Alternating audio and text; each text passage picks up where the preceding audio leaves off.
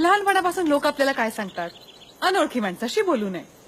पण लग्नानंतर हेच लोक एका अनोळखी माणसाबरोबर सगळं करायला लावतात. हो, एवढंच नाही हा, तर एका पाहण्याच्या कार्यक्रमात एकदा मुलाने मुलीला पाहायचं आणि मुलीने मुलाला पाहून पसंत करायचं.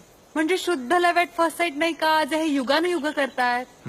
आणि हेच आम्ही आमच्या शाहरुखचं ऐकून केलं, तर आजची पिढी भरकटत चाललीये म्हणे. एका पाहण्याच्या कार्यक्रमात लोकांची लग्न ठरतात. हो, म्हणजे ज्या व्यक्तीसोबत आपल्याला आपलं अख्खं आयुष्य घालवायचंय ती निवडण्यासाठी 1 तास पुरतो नाही. म्हणजे काही लोकांना पुरत असेलही, पण बाकीच्यांचं काय. प्रत्येक नात्याला त्याचा त्याचा वेळ मिळालाच पाहिजे. जिथे लग्न होण्यासाठी प्रेम होणं गरजेचं आहे, तिथे यांचं असं म्हणणं असतं की ते लग्नानंतर आपोआप होतं. अरे ते काय दुधाचं दही आहे का आपोआप व्हायला? आणि नाही झालं तर तडजोड. तडजोड ही नात्यांची गरज असावी, बेस नाही. एवढं साधं कळू नये यांना.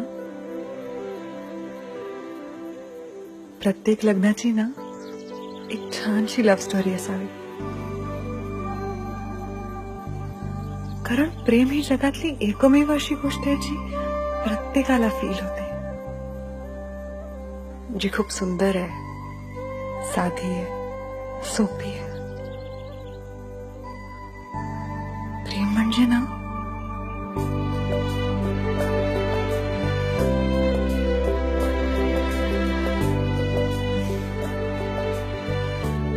बघा, सांगताही येत नाही.